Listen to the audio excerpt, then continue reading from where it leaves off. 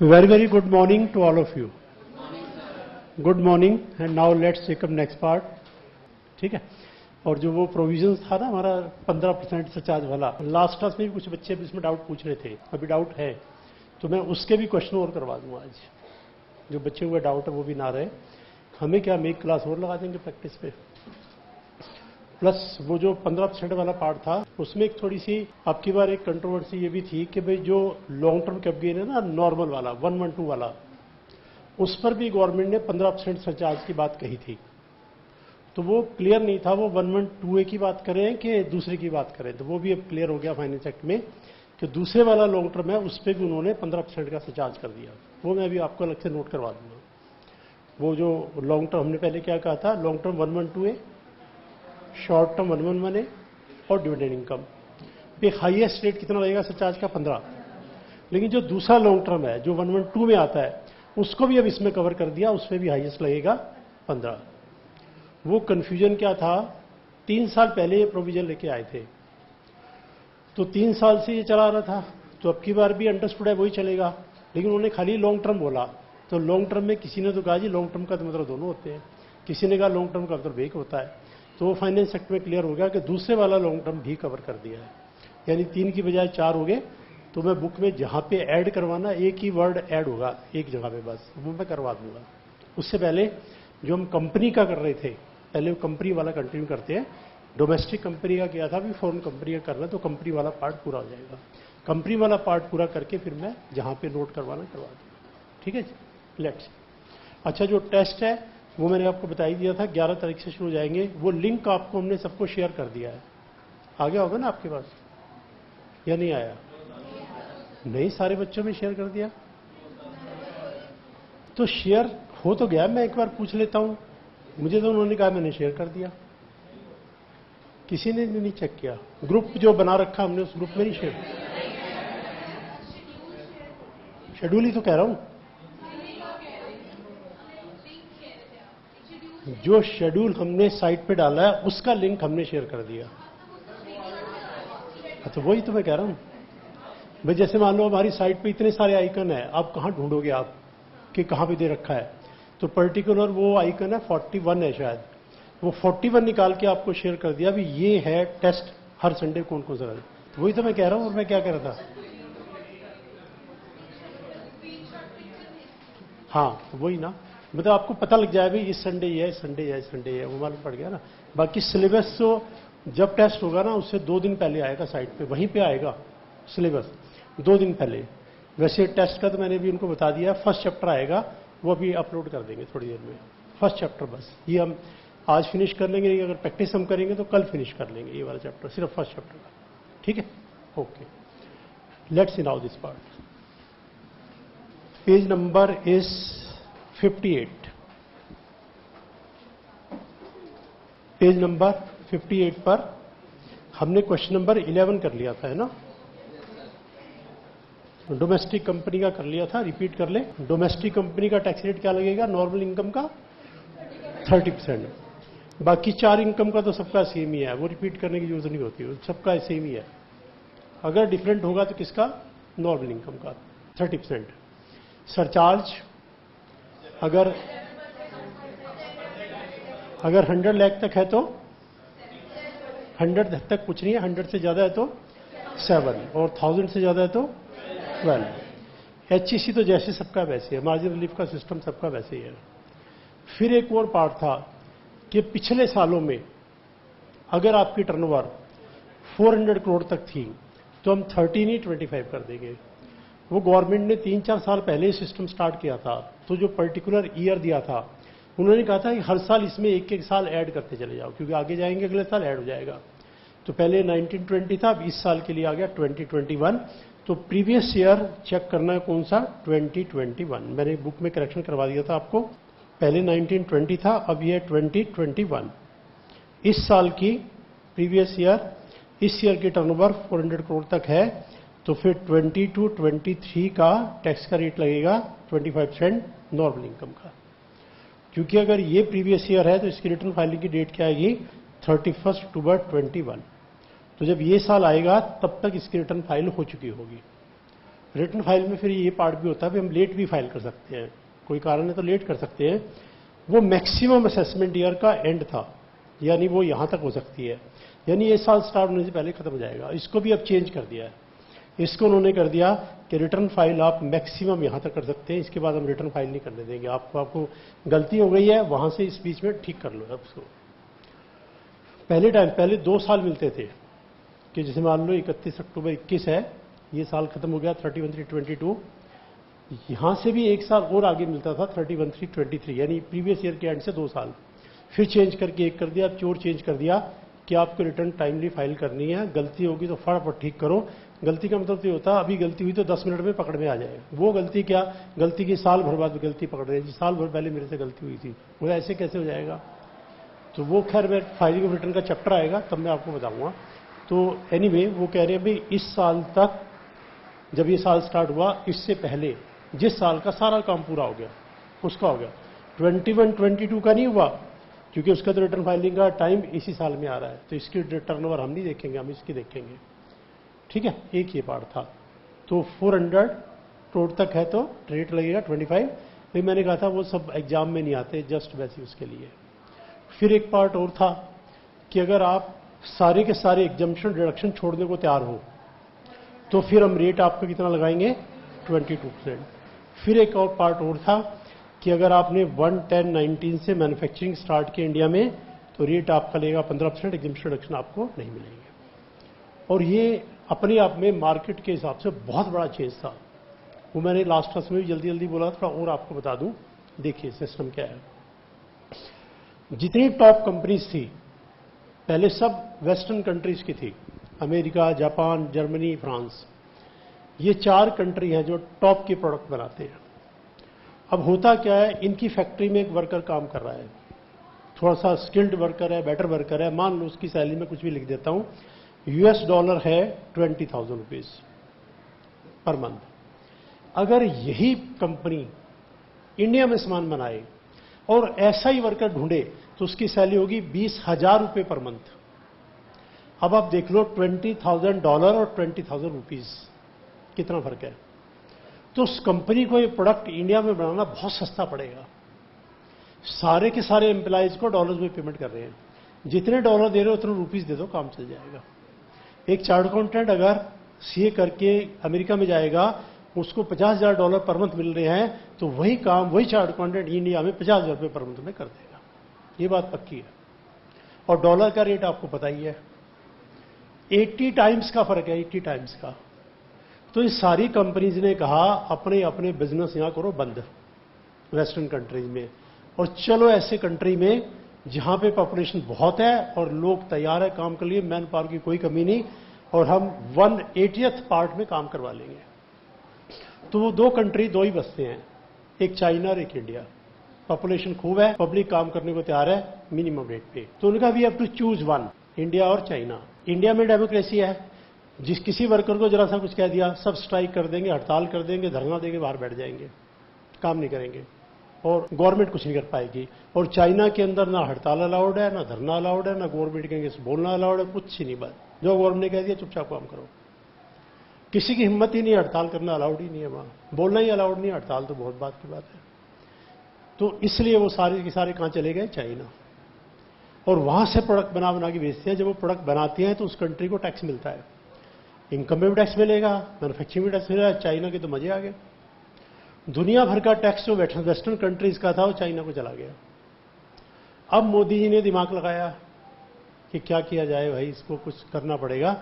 तो उन्होंने कहा पहले तो इंडिया का इमेज अच्छा कर लो, ये बताओ एडमिनिस्ट्रेशन हमारे यहाँ भी बहुत अच्छा है, बिजनेस करना हमारे यहाँ भी बहुत आसान है। फिर उन्होंने और कैलकुलेशन की कि चाइना में रेट कम से कम 30% तो है, 32, 33, 34 है, और वहां टैक्स की हेराफेरी इम्पॉसिबल है। उन्होंने कहा हमारा टैक्स आधा कर दो, 15%। जिस कंपनी का 40,000 रुपये का प्रॉफिट है उस पर टैक्स से 30% देना पड़ रहा है, 12,000 करोड़, तो यहाँ पे 6,000 करोड़ होगा, सारी की सारी कंपनी चली आएंगी। और रिजल्ट यही निकला, तो एक गुड एक्सटेंट वहां के साथ साथ इंडिया में भी काम स्टार्ट कर दिया। फिर कोरोना ने जो है चाइना की पोजीशन और खराब कर दी थी, तो बहुत सारी कंपनी ने इधर शिफ्ट कर लिया इंडिया के अंदर। वो कह रहे हमें पहले कुछ नहीं मिल रहा था, 15 तो मिला, हमारा क्या गया। मैन्युफैक्चरिंग स्टार्ट हो गई है, लोगों को एम्प्लॉयमेंट तो मिलेगा। तो गवर्नमेंट अगर जुडिशियसली काम करे तो बहुत प्रॉफिट। तो ये मतलब मार्केट के हिसाब से बहुत बड़ा चेंज है, ये अभी चल रहा है, अभी भी धीरे धीरे शिफ्टिंग चल रही है। और लोग वैसे भी चाइना से नाराज हैं, उनकी पॉलिसी अच्छी नहीं है। देखो अगर आप पावरफुल हो, पावरफुल का मतलब क्या होता है, लोगों की हेल्प करो, इसको बोलते हैं पावरफुल। पावरफुल उसको नहीं बोलते आप पावरफुल हो लोगों को परेशान करो। तो चाइना की पॉलिसी है पावरफुल है सबको परेशान करो। कभी इंडिया से झगड़ा करेगा वो, कभी जापान से करेगा, अब ताइवान के पीछे पड़ा हुआ है कि ताइवान हमारा हिस्सा है, पूरे पे कब्जा कर लेंगे हम। तो वर्ल्ड के हर कंट्री से उनका झगड़ा चल रहा है। तो दुनिया सारी नाराज है कि इंडिया में चलो। तो इसकी जो ब्रॉडर व्यू है वो ये है। बाकी हमारे एग्जाम में ये नहीं आएगा, वो सीए फाइनल में ही आएगा, बस थोड़ा सा आपको पता हो हाँ ये ऐसी है। ठीक है, इतना पार्ट था लास्ट का। एक बार आप वो रीड कर लो, डाउट पूछो, आगे चलते हैं।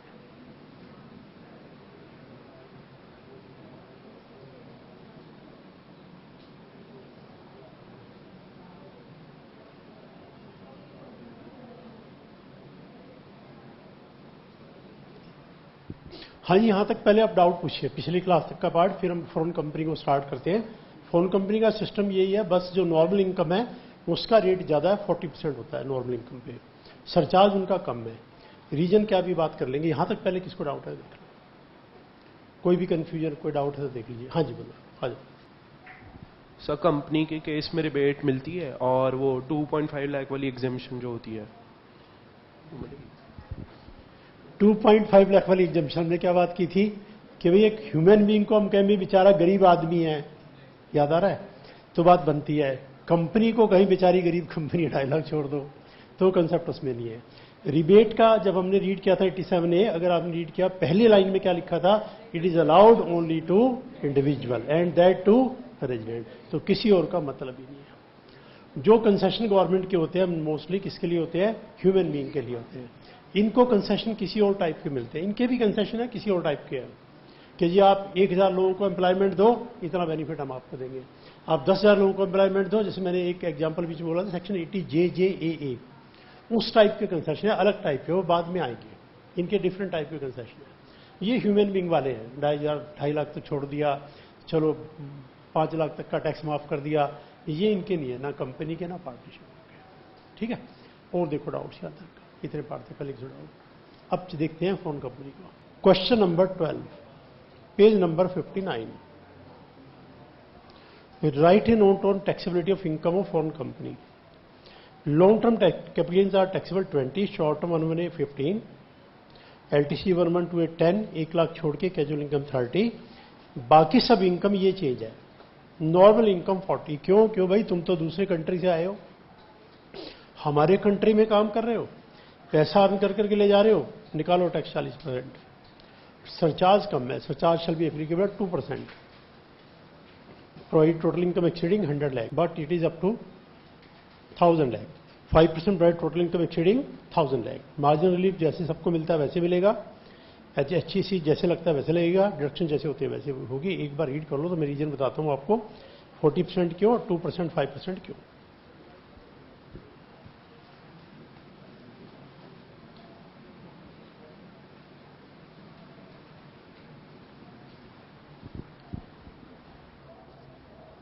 देखिए 40% में तो आपको कोई डाउट नहीं होगा भाई, कोई कंपनी दूसरे कंट्री से आके हमारे यहाँ बिजनेस करे, हमारे अर्निंग करे, अर्निंग कर करके ले जाए, ये क्या बात बनी।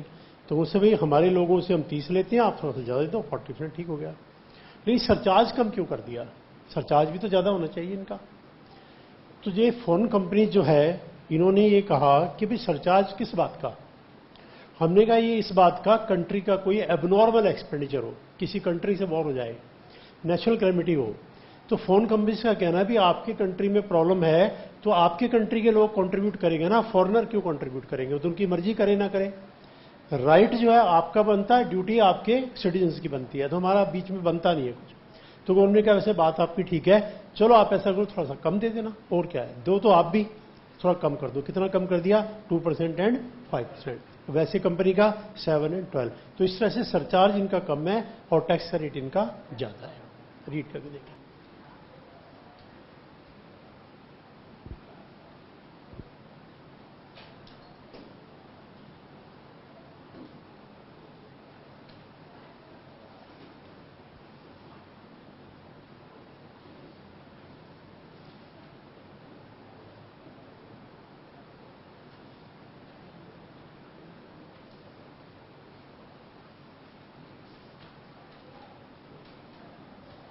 ठीक है, 40% की बात याद कर लेना, 2% 5% की।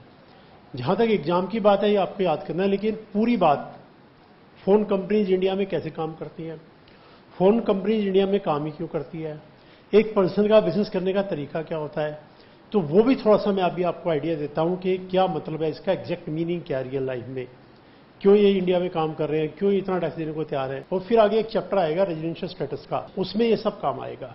बैकग्राउंड थोड़ी यहां बनाएंगे, थोड़ी वहां बनाएंगे। देखिए, मैंने इंडिया में एक कंपनी बनाई इंडिया में, तो ये क्या कहलाएगी, इंडियन कंपनी, डोमेस्टिक कंपनी कह लो, इंडियन कंपनी कह लो।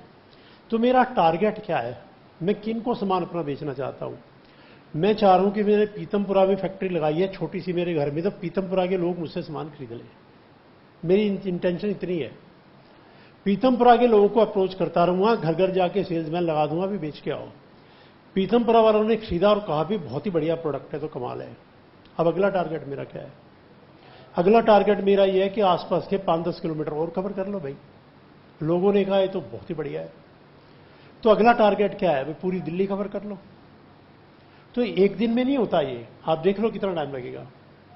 अब लोगों ने कहा बहुत ही बढ़िया है, तो भाई पूरा इंडिया कवर कर लो।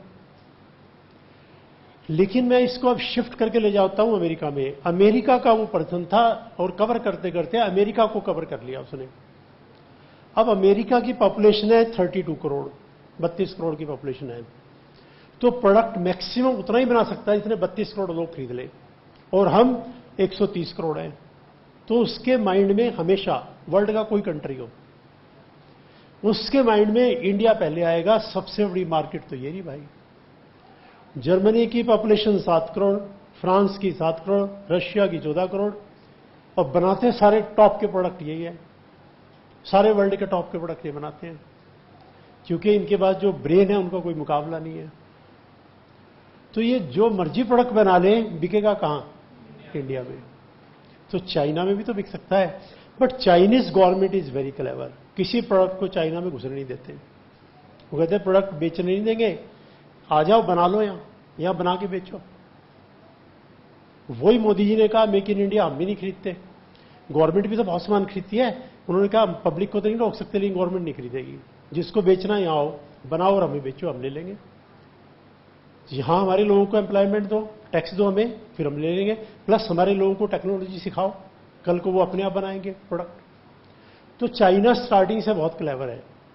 देखिए व्हाट्सएप वहां बैन है, फेसबुक बैन है, सारे बैन कर रखे हैं, और अपने बना रखे हैं सॉफ्टवेयर सारे उनके अपने हैं, वो वाले यूज कर सकते हो। ये सब बैन कर रखे हैं। दुनिया के बारे में लोगों को पता ही लगने देते कि दुनिया में क्या हो रहा है, तुम अपनी दुनिया में रहो। तो उन्होंने कहा भी अब बचा कौन, इंडिया, बेचो प्रोडक्ट इंडिया में। तो फॉरेन कंपनीज की बात, फॉरेन इनकम की बात, ये कहां से आ रही है, बेसिक रीजन ये रहा। अगर वो आईफोन बनाएंगे, अमेरिका में कितने आईफोन बेच लेंगे, 32 करोड़ की पॉपुलेशन है, बिकेंगे तो हमारे यहां। तो क्या करेंगे, देखो इसमें एक पॉइंट और भी है। प्रोडक्ट उसने बना दिया अमेरिका में, टारगेट इंडिया है। टारगेट करने के दो तरीके हैं। सेलर खुद आके बेच रहा है, सेलर इतनी क्वालिटी बढ़ा देता है कि बायर खुद आके खरीद के लेके जाता है। समझ रहे हो आप इस बात को। कई बार पर्सन का प्रोडक्ट इतना बढ़िया होता है, मार्केटिंग नहीं है उसकी, लेकिन फिर भी आपको पता है इसका प्रोडक्ट बहुत बढ़िया है। वो कह रहा है मैं तो होम डिलीवरी करता नहीं, आ जाओ जिसको चाहिए, तो भी लोग लाइन लगा के ले जाते हैं। और कई बार वो बंदा कहता है जी मैं आपके घर में डिलीवर करवा दूंगा। तो अगर ये यूएसए वाला ये कहता है कि भाई जिस भी इंडियन को जरूरत है मुझसे खरीद लो, तो वो इनकम, इसकी इनकम अमेरिका की कहलाएगी, इंडिया की नहीं कहलाएगी। उस पर टैक्स 1 रुपए का इंडियन गवर्नमेंट को नहीं मिलेगा। हम उस इनकम की बात नहीं कर रहे हैं, उस पर टैक्स है ही नहीं। वो क्या मैं तुम्हारी कंट्री में आया ही नहीं, मैं तो अपनी कंट्री में हूं, तुम्हारी जरूरत थी, तुम भेजो पैसा, या पूरा पैसा भेजो, ले जाओ प्रोडक्ट। टैक्स किसको देगा, अमेरिका को देगा।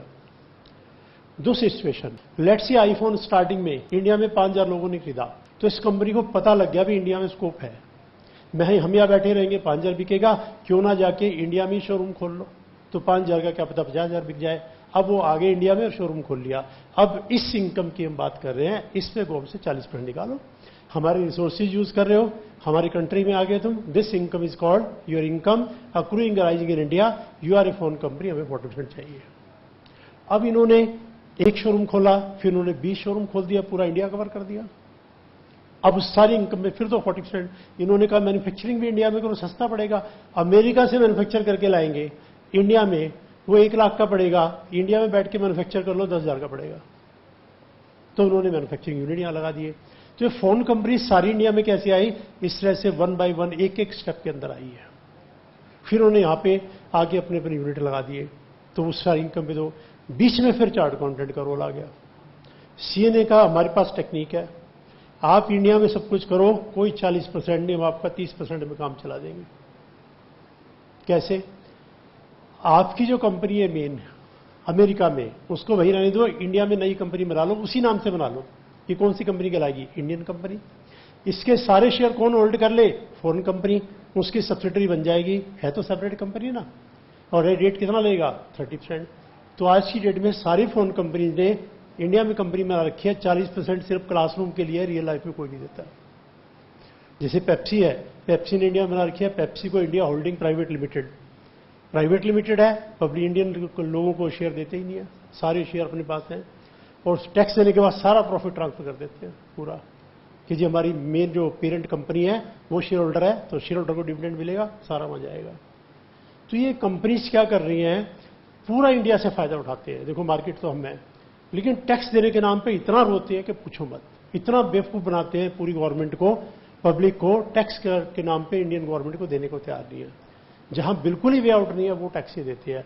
अब गवर्नमेंट ने रूल बना रखा 40% का मिलता किसी से नहीं, सब ने इंडियन कंपनी बना रखी है। इंडिया में जो मर्जी कंपनी बनाओ, उसके शेयर उनके पास है, चलेगा। तो रियल सिचुएशन ये है। वो जो चैप्टर आएगा ना एजेंसी स्टेटस का, उसमें इसकी बहुत जरूरत पड़ती है, क्योंकि इसमें हमें डिसाइड करना था कौन सी इनकम टैक्स करे, कौन सी इनकम टैक्स ना करे। मैं क्वेश्चन दूंगा कि भाई एप्पल कंपनी ने इंडिया में आके फोन बेचा है, तो हम कहेंगे इनकम टैक्सेबल है। एप्पल कंपनी से इंडिया वाले ने वहां से फोन मंगवाया है, पेमेंट किया है, तो हम कहेंगे एग्जम्प्ट है। वो सारे पार्ट उसके अंदर है, Indian income, foreign income, taxable, exempt. उसका बैकग्राउंड हम यहीं से बनाएंगे। प्लस आपको समझ में आए कि जो रेट लिखा हुआ है रियलिटी में कोई देता भी है कि नहीं देता, और रीजन क्या है कि सारी फोन कंपनी यहां क्यों आती है, हम क्यों नहीं जाते सारी दुनिया में, हम क्यों नहीं बेचने जाते? क्योंकि हमारा प्रोडक्ट अच्छा हो तो इंडिया वाले खरीद ले, तो वो ही बहुत है। इतनी पॉपुलेशन है ही नहीं ना, सारे वर्ल्ड की मार्केट हम है। कुछ भी बना लो, बिकेगा कहां? इंडिया में, क्योंकि पॉपुलेशन हमारी इतनी है। तो जो हमारी वीकनेस थी, पॉपुलेशन ज्यादा है, वो हमारी आज की डेट में स्ट्रेंथ बनती जा रही है। कैसे? वर्ल्ड में जहां भी झगड़ा चल रहा है, फोर्स ही चाहिए ना लड़ने के लिए, सबके सब इंडिया को देख रहे हैं। अमेरिका भी अब इंडिया को देख रहा है, भी जहां भी हमारी फाइट हो इंडिया हमारे साथ आ जाए। तो सोल्जर्स की तो इंडिया के पास कमी नहीं, वेपन की हमारे पास कमी नहीं, हम लेटेस्ट वेपन दे देंगे, आप अपने सोल्जर दे दो। इसलिए इंडिया को आज की डेट में वर्ल्ड का हर कंट्री पूछ रहा है, क्योंकि जो मैन पावर है ना, अब मैन पावर क्या है, यहां से लोग स्टडीज पूरी कर करके डिफरेंट कंट्रीज में जा रहे हैं। तो सिस्टम क्या है, सारी दुनिया पे कब्जा कर लो। कनाडा पे तो कर ही लिया, आपको पता ही है पूरा कंट्री कब्जे में आ गया।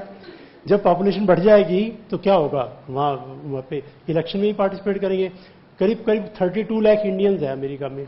व्हाइट हाउस की टॉप पोजीशंस पे इंडियन बैठे हुए हैं। अमेरिकन गवर्नमेंट इंडिया के अगेंस्ट कुछ कर नहीं सकती, क्योंकि जब डिसीजन लेने की बात आएगी सारी इंडियंस अगेंस्ट हो जाएंगे अगर इंडिया के अगेंस्ट कुछ भी हुआ।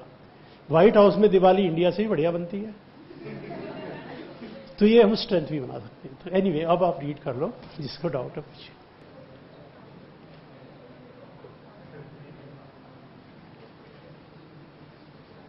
हाँ भी, जब डाउट्स यहां तक आप देखिए सब्जेक्ट तब समझ में आता है जब हम इसको क्लासरूम से उठा के मार्केट में ले जाएं, तो सब्जेक्ट समझ में आ जाता है, क्योंकि इसका रियल इंपैक्ट मार्केट के हिसाब से होगा। जो भी कुछ बना है मार्केट के हिसाब से होगा। तो इंडिया के अंदर वर्ल्ड की सारी कंपनीज के प्रोडक्ट इंडिया में बिकते हैं। एंड गवर्नमेंट से चलो बेचो आप, लेकिन टैक्सों में दो। लेकिन टैक्स देने के नाम पे इतनी हेराफेरी करते हैं, पूछो मत। आगे चल के मैं आपको काफी केसेस बताऊंगा, इस केस में ऐसा हुआ, इसमें ऐसा हुआ, इसमें ऐसा हुआ, इसमें टैक्स देने को कोई तैयार नहीं। जब वोडाफोन का केस है, 1000 करोड़ का टैक्स था, और सुप्रीम कोर्ट से केस वो जीत गए। सुप्रीम कोर्ट ने कहा कोई टैक्स नहीं। और आपको ही पता है वोडाफोन के कनेक्शन किसने लिए? इंडियंस ने तो लिए है। और सारा का सारी अर्निंग कहां से हुई? इंडिया से तो हुई। लेकिन टैक्स के केस में सुप्रीम कोर्ट ने कहा कोई टैक्स नहीं। तो वो रजिस्टर चैप्टर आएगा तो पूरा केस में बताऊंगा एग्जैक्ट क्या था। ठीक है, तो यहां तक एक बार आप डाउट देखो। आइए अब इसके आगे, पेज नंबर 60 पर question number 13।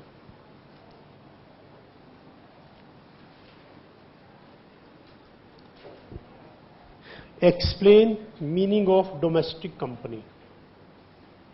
Meaning of domestic company as per section 2 bracket 22 है, domestic company means Indian company.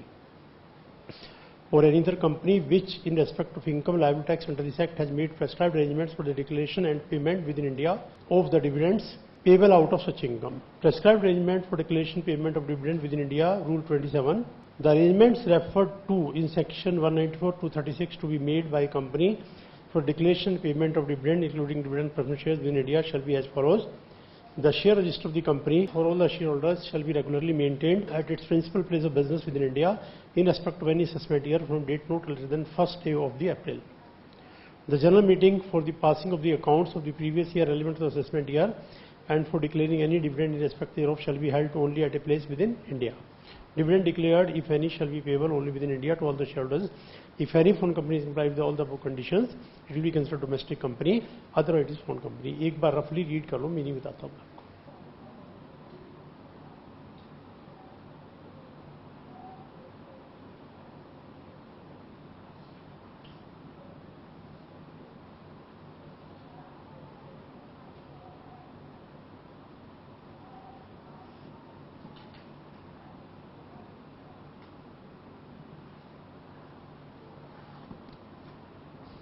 देखिए अब ये पार्ट क्या है. उन्होंने कहा भाई डोमेस्टिक कंपनी है तो नॉर्मल इनकम पे रेट लगेगा 30% और फॉरेन कंपनी है तो नॉर्मल इनकम पे रेट लगेगा 40%. Domestic company in general means Indian company, लेकिन इनकम टैक्स एक्ट ने इसकी डेफिनेशन बनाई है कि डोमेस्टिक कंपनी क्या डेफिनेशन है. वो कह रहे हैं भाई इंडियन कंपनी तो हमेशा डोमेस्टिक है ही और कभी कभी ये फॉरेन कंपनी भी डोमेस्टिक है. यानी फोन कंपनी कभी डोमेस्टिक है कभी फोन कंपनी है.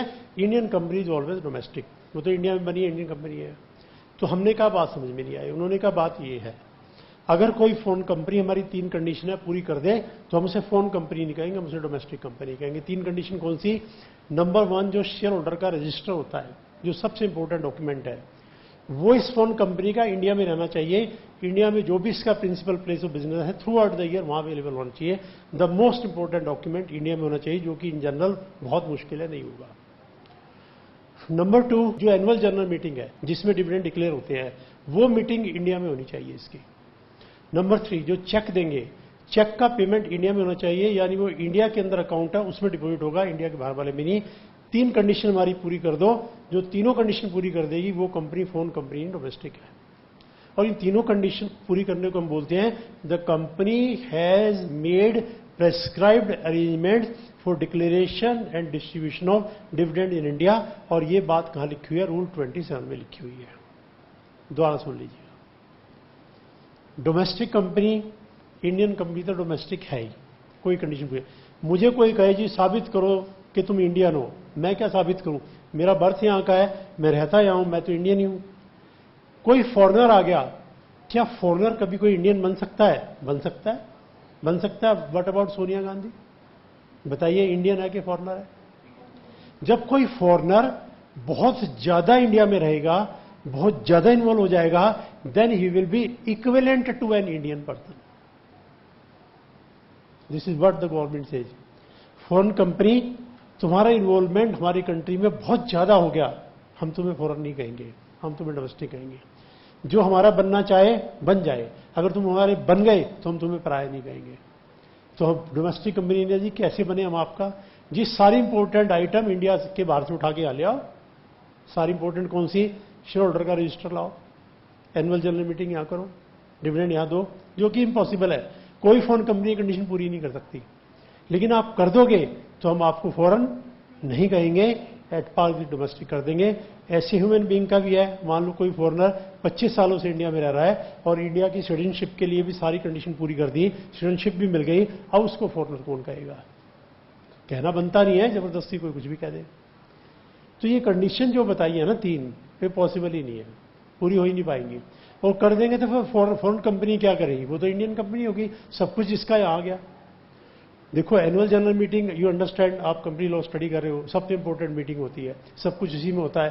वो जो अकाउंट्स है सारे के सारे शेयर होल्डर के सामने रखते हैं, डिविडेंड डिक्लेयर करते हैं, जो ऑडिटर्स हैं उसका अप्रूवल होता है, डायरेक्टर्स हैं उसका अप्रूवल होता है, सब कुछ तो उस मीटिंग के अंदर होता है. वो मीटिंग इंडिया में. अब मैं कह रहा हूं कोई फोन कंपनी पूरी नहीं कर सकती. एग्जाम्पल लेके देखो आप, एक अमेरिका की कंपनी है, तो आप बताओ इन जनरल शेयर होल्डर कहां के हो गए? अमेरिका के या इंडिया के? अमेरिका के हो गए. अब उन सारे शेयर होल्डर को ये कहा जाए भी एनुअल जनरल मीटिंग जो है हमारी इंडिया में होगी कनॉट प्लेस में, सारे वहां पहुंच जाओ। बताओ कोई आएगा? सारे शेयर बेच देंगे, कंपनी का लिक्विडेशन स्टार्ट हो जाएगा। कि ये क्या बात बनी? इंडिया में क्यों जाए हम? फिर उनको कहो जी चेक आपको मिलेगा, इंडिया में अकाउंट खुलवा लो, उसमें जमा होंगे।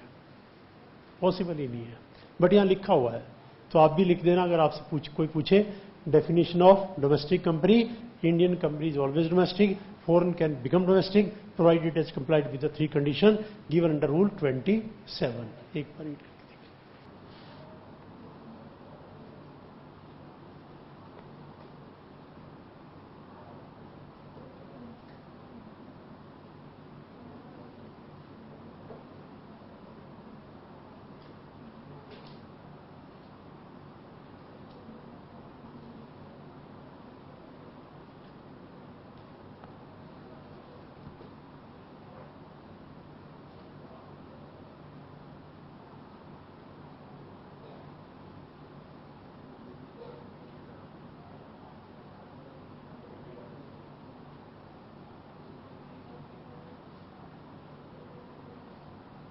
देखिए, इसमें एक टर्म आ रही है रूल 27,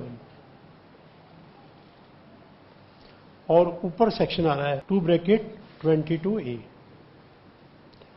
तो सेक्शन और रूल दोनों में क्या डिफरेंस है? ये बात शायद फाउंडेशन लेवल पे नहीं हुई होगी। सेक्शन क्या होता है ये तो हुई होगी, है ना? रूल की बात नहीं हुई होगी ना। तो देखिए रूल क्या होता है। कोई भी अगर एक्ट बनाएंगे तो पार्लियामेंट बनाती है, लॉ बनाने की पावर तो उनके पास है। बट पार्लियामेंट से भाई इतने सारे एक्ट हमने नए बनाने हैं, जो बने हुए हैं उनको अपडेट करना है, अमेंडमेंट करनी है, इतना टाइम हमारे पास नहीं है। क्योंकि पार्लियामेंट में आपको पता सारा टाइम तो लड़ने में निकल जाता है, ये नए लॉ बनाने की फुर्सत कहाँ है। इसीलिए हमेशा आप टीवी चैनल ये कहेगा कि पार्लियामेंट में आज कोई बिजनेस नहीं हुआ और दोनों विपक्ष ये करता रहा वो करता रहा, स्पीकर ने जो है उसका एडजर्नमेंट कर दिया कि जाओ 3 घंटे की छुट्टी, 3 घंटे के बाद आना। उनका सिस्टम ये होता है, जैसे मान लो बहुत ज्यादा गर्मा गर्मी हो जाएगी ना, तो स्पीकर बिल से जाओ 1 घंटे की छुट्टी, चलो सब 1 घंटे के बाद दोबारा आओ ठंडे होके, फिर फाइटिंग स्टार्ट होगी, 2 घंटे की छुट्टी, फिर होगी जाओ आज की छुट्टी कल आना। तो वहां ऐसे 15 मिनट के बाद ही छुट्टी हो जाती है, 15 मिनट में ही ऐसे लड़ने को तैयार हो जाते हैं। मान लो जैसे स्पीकर यहां बैठा हुआ है तो अपनी सीट पे रहना है, उसके आगे के हिस्से को वेल बोलते हैं कि वेल में कोई नहीं आएगा, अपनी सीट छोड़ के सब आगे आगे यहां खड़े हो जाते हैं, स्पीकर के सामने आगे खड़े हो जाएंगे। और फिर कोई पेपर देना तो यूं देंगे उनको पेपर, जबकि सिस्टम ही होता है आगे जहां पे टेबल पे रखा जाता है, बड़े रेस्पेक्ट के साथ उनके जो असिस्टेंट होते हैं वो लेके जाते हैं, साइड से ले जाके देते हैं, वो सीधा यूं देंगे। और स्पीकर ने कोई दिया फाड़ के ऐसे ही फेंक देंगे मुंह पे कि हम नहीं मानते इसको।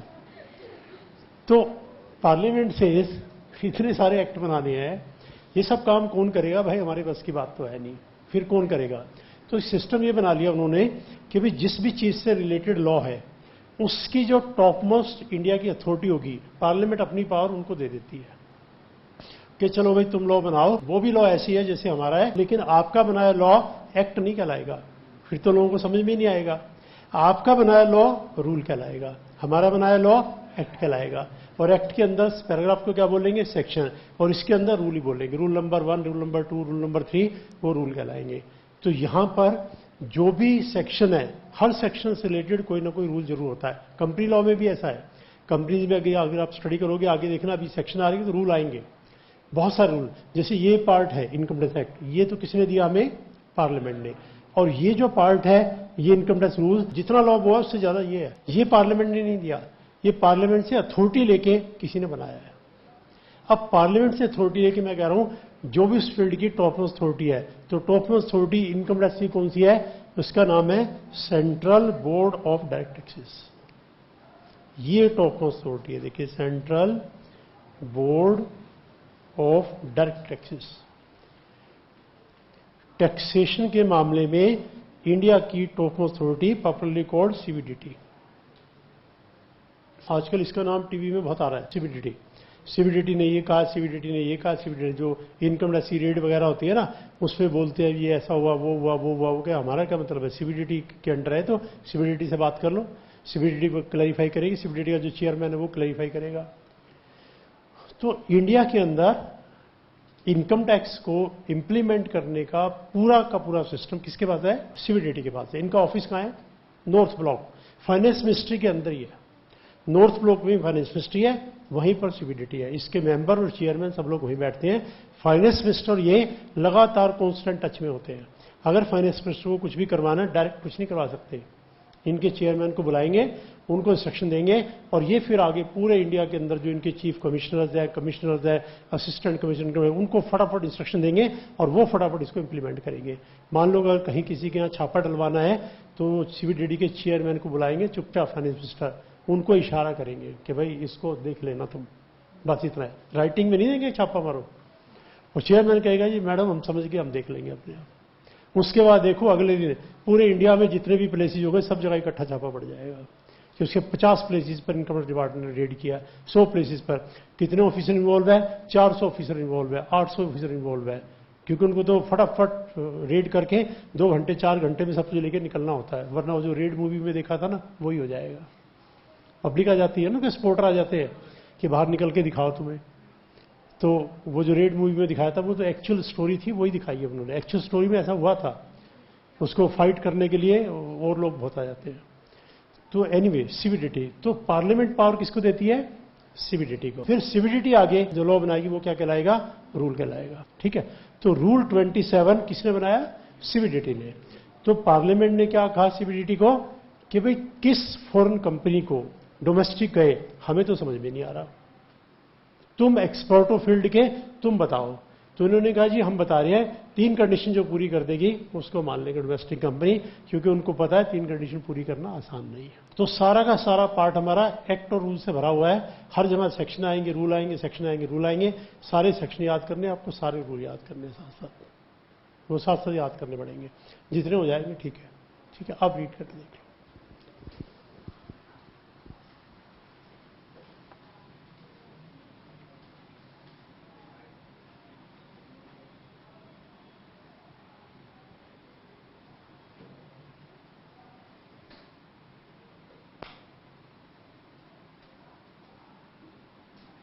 ठीक है, इस सीबीडीटी वाली बात को फिर देखिएगा। पूरे कंट्री में इनकम टैक्स का पार्ट कंट्रोल कैसे होता है, देखिए कैसे कंट्रोल होता है। टॉप पे है सीबीडीटी, ये सिर्फ कहने के लिए टॉप पे है, लेकिन इसके ऊपर और है पर्सन कौन, फाइनेंस मिनिस्टर। ये सब कहने के लिए है, उसके ऊपर और है प्राइम मिनिस्टर। इसलिए आप देख लो टीवी के अंदर हर रेड में वो कहते हैं जी मोदी जी ने ये किया, मोदी जी ने ये किया, मोदी जी ने वो किया, क्योंकि इशारा कहां से मिलता है, यहां से। किन को, इनको। ये किसको करते हैं, चेयरमैन को, फिर चेयरमैन करता है काम। अब सीबीडीटी ने क्या किया, मान लो इंडिया को 50 पार्ट में डिवाइड कर लिया, इमेजिन करिए 50, 60, 100 पार्ट में डिवाइड कर लिया, तो हर पार्ट का एक हेड होगा चीफ कमिश्नर, हर पार्ट पे एक हेड लगा दिया जाएगा चीफ कमिश्नर। फिर चीफ कमिश्नर ने अपने पार्ट को आगे 4 पार्ट में लेट्स यू डिवाइड कर दिया, 4 पार्ट में, हर एक का हेड होगा कमिश्नर। उस कमिश्नर ने अपने पार्ट को 3 पार्ट में डिवाइड कर दिया, हर एक का हेड होगा डिप्टी कमिश्नर। डिप्टी कमिश्नर ने 2 पार्ट में डिवाइड कर दिया, असिस्टेंट कमिश्नर। असिस्टेंट कमिश्नर ने 2 पार्ट में डिवाइड कर दिया, इनकम टैक्स ऑफिसर। बॉटम पे होता है इनकम टैक्स ऑफिसर। तो जब इंस्ट्रक्शन यहां से चलती है यहां, और यहां से आती है चेयरमैन को, तो विद इन 10 मिनट्स, 20 मिनट ये इंफॉर्मेशन पूरे कंट्री के अंदर आ जाती है, पूरे कंट्री के अंदर। सीबीडीटी किसको कहेगा, 50 चीफ कमिश्नर को ये काम आज की डेट में होना है। चीफ कमिश्नर किसको कहेंगे, अपने अपने कमिश्नर को ये काम आज की डेट में होना है। वो उसको सुबह इंस्ट्रक्शन दी थी, शाम तक काम हो गया, रात को टीवी चैनल ने कवर कर दिया पूरे कंट्री के अंदर। 15 लोगों को यहाँ रेड हुई है, 20 लोगों को यहाँ रेड हुई है, वहां से इतना कैश निकला है, यहां से इतना निकला, यहां से इतना निकला, वहां से उतना निकला है। तो पूरा एडमिनिस्ट्रेशन ये है। अब जो रूटीन रिटर्न आती है साल के एंड में, वो बना रखा है सेंट्रल प्रोसेसिंग सेंटर बेंगलोर। सारी कंट्री की रिटर्न ई फाइलिंग है, डायरेक्ट वहां जाएगी। कंप्यूटर सॉफ्टवेयर जो है 99% रिटर्न को कंप्यूटर सॉफ्टवेयर चेक करता है, मैनुअल चेकिंग कुछ नहीं। जिसके केस में कुछ खास सीरियस नहीं है वो सब निकल जाएंगे बिना चेक किए। मैंने कहा था प्राइमा फेसी चेकिंग तो उनकी भी होती है, टोटलिंग वगैरह। 1% जो डिटेक्ट करेंगे गड़बड़ वाले, उनका फिर थारो इन्वेस्टिगेशन होगा। तो पूरा सिस्टम कंट्री का ये है, ठीक है। तो पार्लियामेंट जब पावर देनी है तो किसको देगी? सीबीडीटी को, और सीबीडीटी बना करके उस लॉ को इंप्लीमेंट कर देंगे। बाई चांस पार्लियामेंट को बाद में लगता है ये इन्होंने क्या कर दिया, दिया एक्सीडेड देयर पावर, तो वो पर इंस्ट्रक्शन देके उस रूल को खत्म कर देंगे कि नहीं ये नहीं है। कई बार पार्लियामेंट ऐसी पावर देती है कि भाई जो कुछ तुमने बनाना बना लो, बना के हमें दो, हम पार्लियामेंट से पास करवा देंगे। वो पार्लियामेंट से कैसे पास होता है? क्योंकि एक्सपर्ट्स ने बनाया है, उस पर कोई पार्लियामेंट का मेंबर कोई डिस्कशन नहीं होता। सिंपली वो कहेंगे कि जी ये पर्टिकुलर लॉ बनाया सीबीडीटी ने और इसको अप्रूव कर दो, सारे मेंबर अप्रूव कर देते हैं। जैसे चार्ट अकाउंटेंट एक्ट 1949, वो भी एक्ट है, पार्लियामेंट करेगी। ये पार्लियामेंट ने सारी पावर स्टेट को दे रखी है। आपकी सेंट्रल काउंसिल जो भी सिलेबस डिसाइड करेगी, जो भी पासिंग मार्क्स का क्राइटेरिया डिसाइड करेगी, बनाओगे तुम, आएगा पार्लियामेंट में, लेकिन पार्लियामेंट से आंख बंद करके पास हो जाएगा। जैसे हम नई स्कीम का आपको पता ही है, नई स्कीम सारी बना दी है इंट्रोड्यूस करने के लिए, लेकिन अभी वो पार्लियामेंट से पास नहीं हुई है। अभी अगले सेशन में पार्लियामेंट से पास हो जाएगी। पास होते ही सेंट्रल काउंसिल उसको इंप्लीमेंट करने का प्रोसेस स्टार्ट कर देंगे, लेकिन एकदम इंप्लीमेंट नहीं कर सकते। जिन स्टूडेंट ने पुराने एडमिशन लिए हुए हैं वो साथ साथ चलते जाएंगे, फिर दोनों कोर्स नए और पुराने पैरेलल चलाएंगे, कम से कम 2-2.5 साल तक पैरेलल चलाएंगे। स्टूडेंट्स को ऑप्शन देंगे, आप नए में आ जाओ, आप पुराने में आ जाओ, आपकी मर्जी है। फिर 3 साल तक ऐसे चलाते रहेंगे, फिर जाके कहेंगे जी अब पुराना बंद हो गया, अब पुराने में किसी को ऑप्शन नहीं, अब जो भी आएगा सब नए में आएंगे। It will take 2-3 year to change. Option student को साथ साथ देना पड़ेगा। जो स्टूडेंट कहेंगे जी मैंने तो सारा स्टडी कर लिया था, मैं आगे तक, मैं तो फाइनल तक प्लानिंग कर ली थी, अब आपने बदल दिया, इसलिए वो ऑप्शन देंगे, कोई बात नहीं, आप पुराने सिस्टम में आ जाओ, आप नए में आ जाओ। तो पूरा लॉ बनाने का सिस्टम, चाहे वो कंपनीज एक्ट हो, चाहे कोई सा भी एक्ट हो, हर एक में ही सिस्टम है, और हर एक में कोई ना कोई अथॉरिटी होगी। कंपनी लॉ से रिलेटेड अलग से अथॉरिटी होगी, हर जगह अथॉरिटी होगी। वो अथॉरिटी इन सबको देखती है। क्वेश्चन लॉ को भी अथॉरिटी देखती है, भाई आप अपना जो मीनिंग निकाल लो इनको बता दो, इन्होंने एक्सेप्ट कर लिया, ठीक है, ये अगर ऑब्जेक्शन करेंगे तो आप कोर्ट में चले जाना, जज तो है ही, फिर जज बताएगा। ठीक है, और डाउट एक बार देख लो यहां तक, फिर आगे चलेंगे, एक रीडिंग और लेके देख लो।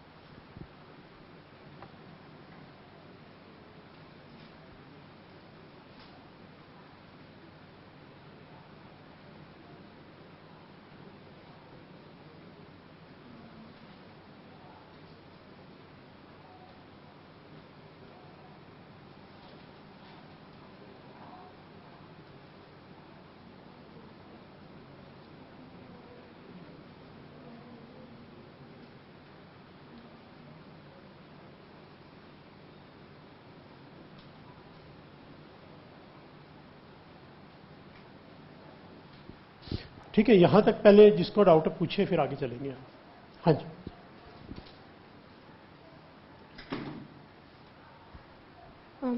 Sir, in respect of any assessment year from a date not later than the first day of April, in the first point. देखिए वो कह रहे हैं जो शेयर होल्डर का रजिस्टर है, मान लो प्रीवियस ईयर है 22-23, शेयर होल्डर का रजिस्टर फोन कंपनी ने लाके इंडिया में रख दिया, कौन सी डेट को? 1 जुलाई 22। तो वो से नहीं, कंडीशन पूरी नहीं हुई। It must be placed before 1 जुलाई 22। जो सेंटेंस उन्होंने रीड किया था, जो पार्ट इसका मीनिंग पूछ रहे हैं, उसका मीनिंग ये है कि आप इस डेट तक हर हालत में रजिस्टर रख देंगे, इसके बाद नहीं, इससे पहले रख सकते हैं, इस डेट तक, यानी through out the year register यहां होना चाहिए। वरना आप तो साल के आखिरी दिन लाके रख दोगे, 31 मार्च 23 को रोज ले आए register. It should not be later than 1 April, in other words throughout the year, ये मीनिंग है। पूरा साल ही रजिस्टर होना चाहिए। वो सबसे इंपॉर्टेंट डॉक्यूमेंट होता है, जो शेयर होल्डर का रजिस्टर होता है, उसमें पूरे पर्टिकुलर होते हैं सारे शेयर होल्डर के। वो सबसे इंपॉर्टेंट डॉक्यूमेंट कंपनी का काउंट किया जाता है, कंपनी का हमेशा हेड ऑफिस में होता है। तो वो अगर ये यहां रख देंगे तो ये कंडीशन समझो पूरी हो गई। ठीक है, और देखिए डाउट्स। अब हमने टैक्स कैलकुलेट करना डिस्कस कर लिया, इंडिविजुअल का, पार्टनरशिप फर्म का, कंपनी का। रियल लाइफ में ये 3 ही होते हैं, लेकिन इसके अलावा भी है। अब नेक्स्ट टेकअप करेंगे हिंदू अनडिवाइडेड फैमिली, वो क्या होती है, टैक्स की रेट क्या है। Let's see the next question. आइए पेज नंबर 65, या उससे पहले एक क्वेश्चन करवा देता हूं आपको, सारा मिक्स करके एक प्रैक्टिकल कर लो, फिर आगे चलेंगे। लिखिए क्वेश्चन सॉल्व करके देखिए।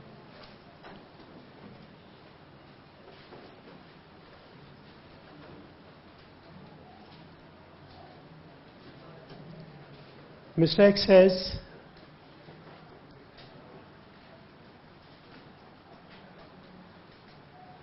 income from business,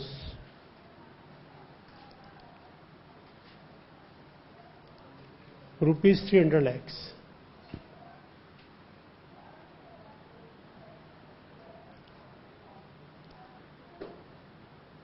And short-term capital gain 111A, rupees 200 lakhs.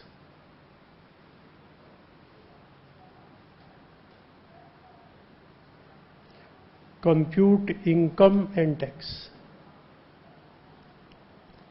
Previous year 22-23. B part, it is a partnership firm.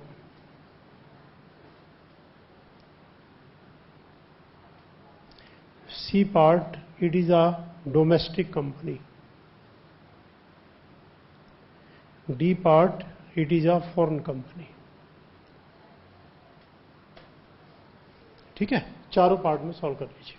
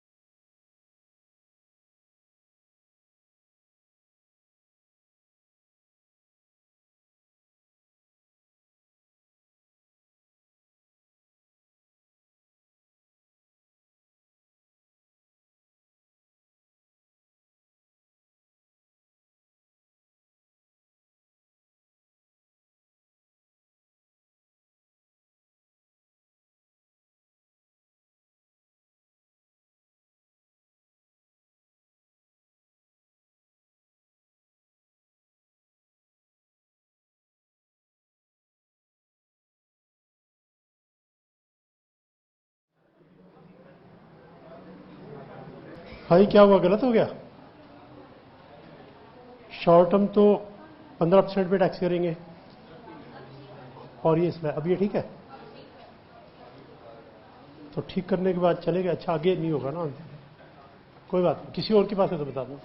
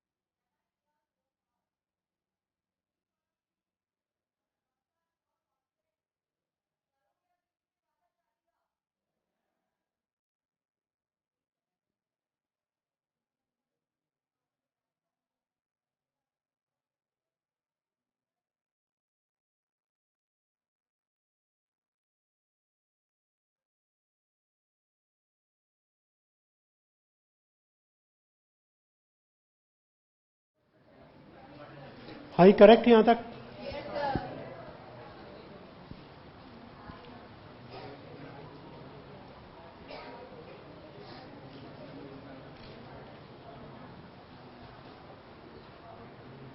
First part में किसी को डाउट बताइए, इंडिविजुअल के पार्ट में किसी को डाउट बताइए, इंडिविजुअल के पार्ट में किसी को डाउट।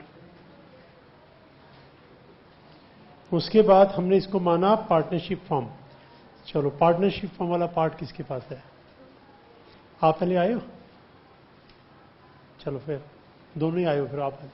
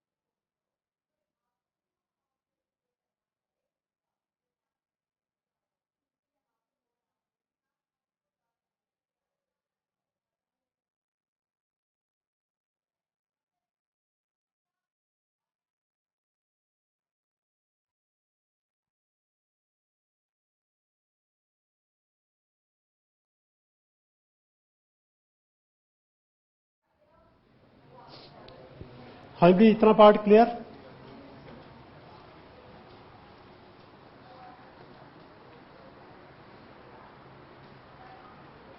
पार्टनरशिप फर्म का इनकम 100 लाख से ज्यादा है, सारे टैक्स में सरचार्ज का एक ही रेट है 12%।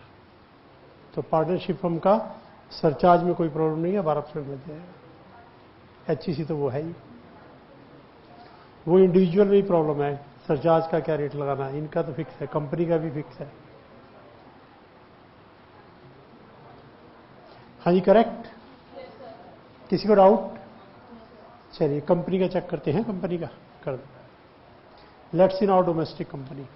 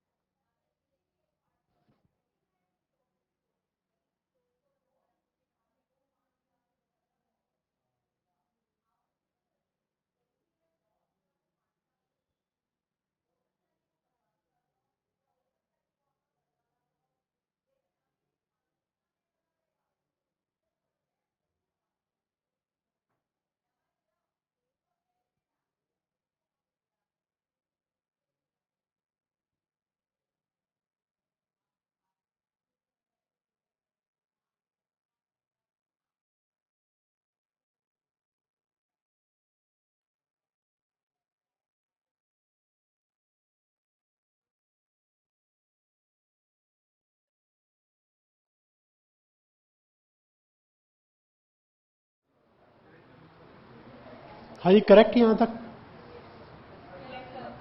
डोमेस्टिक कंपनी का 30% नॉर्मल इनकम, 15% मरने, 100 लाख से ज्यादा है 7% और 1000 से ज्यादा है तो 12%।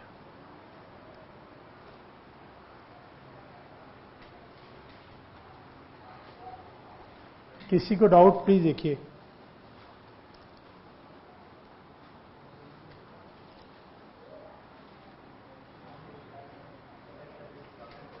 यहां तक के पार्ट में जिसको डाउट है देख लीजिए। किसी को कोई डाउट पिछली क्लासेस का, आज की क्लास का कोई डाउट पूछिए।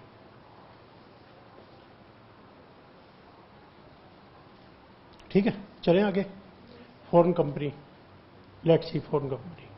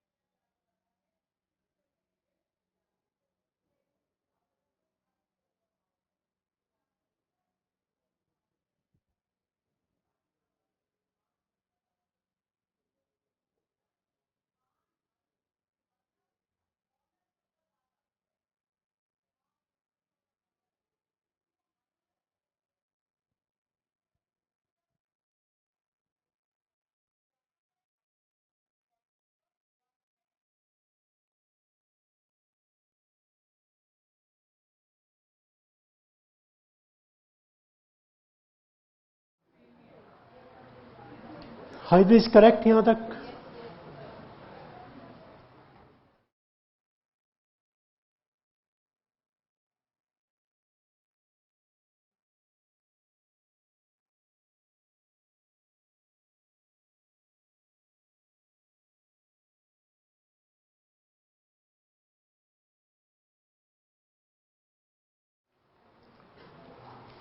हाँ प्लीज, अब एक बार डाउट पूछिए, फिर आगे हम चलेंगे। हिंदू अनडिवाइडेड फैमिली की बात करेंगे। उससे पहले आप सारे पार्ट में डाउट पूछ सकते हैं। जो बातें मैंने बीच में काफी जनरल बताई है उनमें भी डाउट पूछ सकते हैं। जो जनरल बातें मैंने बताई, बिजनेस कैसे करते हैं, फोन कंपनी से क्या मतलब है, फोन इनकम से क्या मतलब है, बीच बीच में कोई डाउट किसी के माइंड में पूछ सकते हो, इससे कनेक्टेड डाउट। ठीक है, चलें आगे। चलो फिर हिंदू अनडिवाइडेड फैमिली की बात करते हैं। Page number 65, question number 14।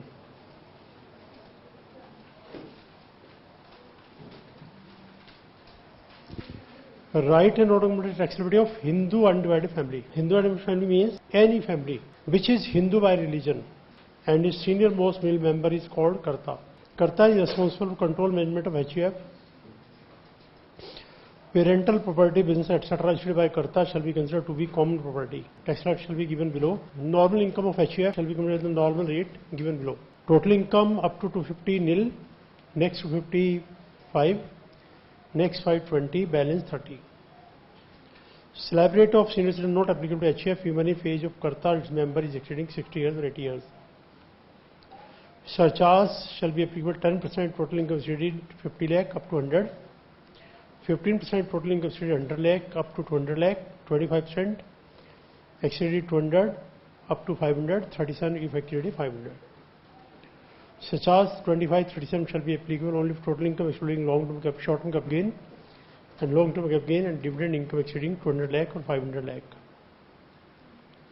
All other provisions shall be similar to individual, but rebate under 87 is not allowed. Tax rate for LTC, LTC 112A, short-term 111A, casual income are the same for all the persons. If normal income resident HUF is less than the exemption limit, the difference of the amount shall be allowed to be deducted from long-term cap gain. And if long-term cap gain are not sufficient, it will be allowed to be distributed from short-term cap gain 111A. long term 112A, but it will not be allowed to register from casual income. What is HUF is given in Hindu law, not covered in syllabus. एक बार बस रफली read कर लो, meaning बताता हूँ क्या meaning है.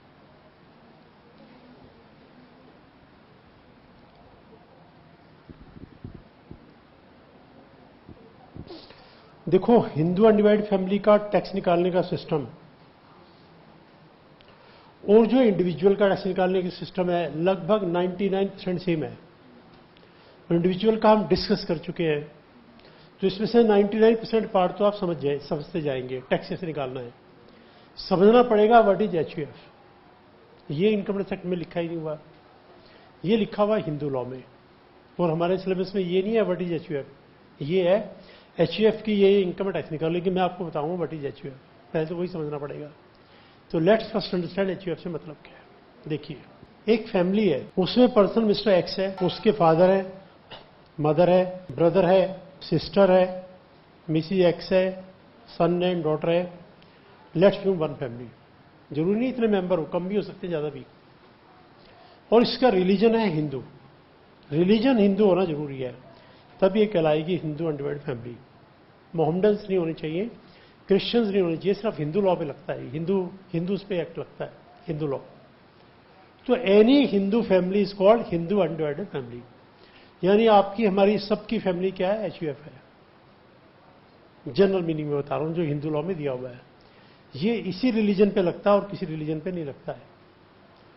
तो law particular religion के हिसाब से अपने आप में हैरानी है कि अच्छा जी, मुस्लिम्स का अलग लॉ होता है, हिंदूज का अलग, क्रिश्चियंस का अलग. ये क्या बात, सारी ह्यूमन बीइंग है, एक ही लॉ होना चाहिए. वो बात आज की डेट में कही जाती है. By whom, educated society. And who is opposing it, the lesser educated और illiterate part of the society. नहीं जी, हमारा धर्म है, हमारे धर्म में ऐसे होता है. क्यों होता है आपके धर्म में ऐसे? बस ऐसे होता है हमारे धर्म में. गवर्नमेंट कौन होती है चेंज करने वाली? चेंज करके दिखाए. हम अपना सर कटवा देंगे अगर हमारे धर्म से छेड़छाड़ की, तो खिलवाड़ किया तो गवर्नमेंट से हमने भी क्या लेना, पड़ा रहने दो. तो बनाया किसने था फिर? ये ब्रिटिशर्स के बनाए हुए हैं, 47 से पहले की ज्यादातर. उनका क्या था, लड़वाना आपस में. अरे तुम तो हिंदू हो और तुम मुस्लिम हो, तुम कोई और हो, तुम कोई और हो, आपस में लड़वा. तुम मुस्लिम हो, तुम क्रिश्चियन हो, सबके लॉ अलग अलग बना डाले. और आज की डेट में इसको हटाना बड़ा मुश्किल है. जो गवर्नमेंट इसे हटाने की कोशिश करती है, पब्लिक उस गवर्नमेंट को हटा देते हैं. अगली बार कोई और ही गवर्नमेंट आएगी, किसी में भी ट्राई करके देख लो. पहले एक मिनिस्टर थे मोहम्मद आरिफ खान, राजीव गांधी के टाइम पे कांग्रेस में. उन्होंने कहा था ये जो तलाक है, हम इसको खत्म कर देंगे. बस एक स्टेटमेंट दी थी, सारे कंट्री में तूफान आ गया था, और राजीव गांधी ने उनको मिनिस्टर की पोस्ट से हटा दिया. रिजाइन करो, जाओ. वो आजकल केरला के गवर्नर है, अभी वो अलाइव है. तो जब ये मोदी जी ने सब कुछ किया, तो उनका डेली टीवी में इंटरव्यू दिखाते थे, और वो खूब कांग्रेस के अगेंस्ट बोलते थे. उसी पार्टी कहते, देखो जो मैंने बोला था, मैं भी मुस्लिम हूं, मैंने मुस्लिम होके बोला, गलत है, लेकिन अब ये कंट्री के अंदर धर्म के नाम पर जो लड़ाई करने वाले क्या करें. तो मेरा कहने का मतलब है, ये क्वेश्चन माइंड में मत लाना कि भाई ये रिलीजन के हिसाब से लॉ बनता है. बनना नहीं चाहिए, लेकिन बना हुआ है. ये क्वेश्चन माइंड में आएगा, इसको खत्म कर दो, भूल जाओ. बहुत हिम्मत चाहिए, इसको कोई हाथ नहीं लगाता. ये तो मोदी जी ने बड़ी हिम्मत करके थोड़ा बहुत कर दिया, लेकिन प्रोटेस्ट कितना हुआ था, बहुत ज्यादा प्रोटेस्ट हुआ था इसको लेके. लेट्स सी, हिंदू से रिलेटेड क्या लॉ है. हिंदू से रिलेटेड ये लॉ है, कोई भी हमारी फैमिली HUF कहलाएगी. और टैक्सेशन का एस्पेक्ट इसमें क्या आएगा कि जो भी इसका जो सीनियर मोस्ट मेंबर है, ये तो हिंदू लॉ में दिया हुआ है, जो भी इसका सीनियर मोस्ट मेल मेंबर है, फीमेल नहीं, वो कहलाएगा इसका कर्ता, मैनेजर. सारा कंट्रोल वो करेगा. अब यहां पे भी एक क्वेश्चन आ जाएगा, ये मेल मेंबर क्यों, मान लो फीमेल हो तो? लिखा हुआ है हिंदू लॉ में, ओनली मेल मेंबर. थोड़ा बैकग्राउंड में जाए, it is basically A male dominated society. वो तो आज की हम डेट में बात करते हैं कि मेल फीमेल सब बराबर है, वो भी आज की डेट में सिर्फ बात ही करते हैं, बराबरी कहाँ है, उतने राइट फीमेल को कहाँ मिलते हैं. मैं भी एग्जाम्पल देख दिखाऊंगा आपको. कहने के लिए राइट उनके मारे जाते हैं, तो कहने के लिए है. और उस समय तो कहते ही थे मेल डोमिनेटेड सोसाइटी. तो जो मेल मेंबर है वो कर्ता बनेगा, वो मैनेज करेगा. अब जो इस मेल मेंबर कर्ता के जो फादर थे, उनकी जब डेथ होगी, तो हिंदू लॉ के हिसाब से उनकी सारी प्रॉपर्टी इसको ट्रांसफर हो जाएगी, इसको। लेकिन जब प्रॉपर्टी ट्रांसफर करते हैं इनके फादर के फादर, तो वो ये नहीं कहते प्रॉपर्टी मैंने तुम्हें दी है, वो कह रहे प्रॉपर्टी मैंने फैमिली को दी है, तुम इसके होल्डर हो, मैनेजर हो, तुम होल्ड करोगे, मैनेज करोगे, own behalf of the entire family, सारे मेंबर का बराबर का इसमें हिस्सा है। पर मैं सबको बांट दूंगा तो फैमिली बट जाएगी, फैमिली को तो जोड़ के रखना है, फैमिली को जोड़ने के लिए मैंने तुम्हें दी है, सारी फैमिली जुड़ी रहेगी, इसमें सबका हिस्सा मांग कोई नहीं सकता, हिस्सा है। अब वो जो प्रॉपर्टी मिली, मान लो 50 लाख रुपए की प्रॉपर्टी मिली, कनॉट प्लेस की प्रॉपर्टी थी, रेंट पे दे दिया, इससे 10 लाख की इनकम आ रही है। अब इनकम किसकी है? इनकम भी सारे मेंबर की है। तो इनकम टैक्स डिपार्टमेंट से जब टैक्स किससे मांगे? मेंबर से मांगने गए थे, वो कह रहे हमारी इनकम तो है लेकिन हमें कहां मिली है, वो तो उधर ही है। वो कह रहे हैं तुम्हारा हिस्सा है लेकिन मिली कहां है, हम तो टैक्स नहीं देते। तो कर्ता से मांगा, उसने कहा मैं कैसे दे दूंगा, मेरी इनकम थोड़ा है, सबकी है। तो उसे अच्छा ना तुम दोगे ना तुम दोगे, हम क्या करें? तो फिर इस कंसेप्ट को इनकम टैक्स में लेके आए कि सारी इनकम किसकी कहलाएगी? एचयूएफ की। और टैक्स कौन देगा? ना कर्ता ना मेंबर, एचयूएफ देगी। अब एचयूएफ कोई सिंगल ह्यूमन बीइंग तो है नहीं, ग्रुप है, तो उन्होंने क्या एचयूएफ देगी, लेकिन एचयूएफ के बिहाफ पे काम कौन करेगा? कर्ता। तो एचयूएफ के नाम से अकाउंट खुलेगा, 10 लाख उसमें आएंगे, उस अकाउंट को ऑपरेट करता करेगा और कर्ता टैक्स का पेमेंट करेगा, और पूरी फैमिली को एक पर्सन मान लिया जाएगा। 2.5 लाख का एग्जेम्पशन पूरी फैमिली को मिल जाएगा। अगले 2.5 लाख पे 5%, फिर 20 एंड सो ऑन। यानी सब मेंबर अपनी जो इंडिविजुअल इनकम है उसका टैक्स अलग अलग निकालेंगे। जैसे देखो, कर्ता is an advocate, he is a chart accountant, इसकी 12 लाख की अलग इससे इनकम है, तो इस 12 लाख पे टैक्स अलग से देगा एज एन इंडिविजुअल, उसका एचयूएफ से कोई लेना देना नहीं। फिर ये जो एचयूएफ की कॉमन इनकम है, इस पे टैक्स लग जाएगा, किसके नाम से? एचयूएफ के नाम से। एचयूएफ का नाम कैसे रखा जाता है? मान लो करता है Suresh Kumar, Suresh Kumar and sons. HUF का नाम कैसे रखा जाएगा? जैसे मान लो करता है सुरेश कुमार एंड सन्स। है तो डॉटर्स भी बीच में, मेंबर वो भी हैं, लेकिन एंड डॉटर्स आपने कभी नहीं पढ़ा होगा। जो बात मैं कह रहा हूं ना, वो कहने की बात है, बराबर बराबर नहीं है। कहीं पे आप पढ़ लेना, दुकान के बाहर लिखा होगा Naresh Kumar and sons, Suresh Kumar and sons. Why not sons and daughters? क्योंकि वो हिंदू लॉ में ट्रेडिशन बना हुआ है, एचयूएफ का नाम ऐसे होगा, कर्ता का नाम एंड सन्स। अब इसमें से अगर हिस्सा मांगना है तो मैं कहता हिस्सा नहीं मांग सकते, मांग सकते हैं। अगर आप इस फैमिली को छोड़ के जा रहे हो, मिस्टर एक्स ने कहा मुझे नहीं रहना आपके साथ, मेरा हिस्सा दो, मैं अलग हो जाऊंगा, यानी एचयूएफ का पार्टीशन अगर होगा तो हिस्सा मिलेगा, वरना नहीं मिलेगा। अगर एक्स कहता रहूंगा तो तुम्हारे साथ, मेरा हिस्सा दे दो, नहीं मिलेगा। तो जब ये अलग होगा तो इसके साथ और कौन जाएगा? मिसेज एक्स, सन, डॉटर। ये एक छोटी फैमिली बीच में से अलग हो जाएगी, इनका हिस्सा इनको दे देंगे और नई एचयूएफ बन जाएगी, और ये उसी एचयूएफ का कर्ता बन जाएगा। चारों का जो हिस्सा ये होल्ड करेगा, इनकी फैमिली का इसमें शेयर रहेगा, बाद में फिर इनकी फैमिली बड़ी होती रहेगी, एंड सो ऑन। तो हिंदू लॉ में जो फैमिली का सिस्टम दिया है, वो इनकम टैक्स एक्ट क्या कह रहा है जी, हमें उससे मतलब नहीं है, हमें तो ये बता दो भाई आपकी कॉमन प्रॉपर्टी जो आपकी पेरेंटल प्रॉपर्टी है उससे इनकम कितनी है, ये बता दो जी। 10 लाख। इस पे करता, इनकम तुम्हारी नहीं है, इनकम सारी एचयूएफ की है, लेकिन ऑपरेट तुम करते हो, ड्यूटी टैक्स पे करने की तुम्हारी है, नहीं पे किया तो एक्शन तुम्हारे अगेंस्ट हो जाएगा। इसका टैक्स अलग निकलेगा, हर मेंबर जो जो काम करता अपनी अपनी इनकम का टैक्स अलग निकलेगा और इनका अलग निकलेगा। तो बेसिक पार्ट तो यही है, एक बार आप रीड करके देख लो, आपको पूरा समझ में आएगा, बची हुई बातें भी देखो।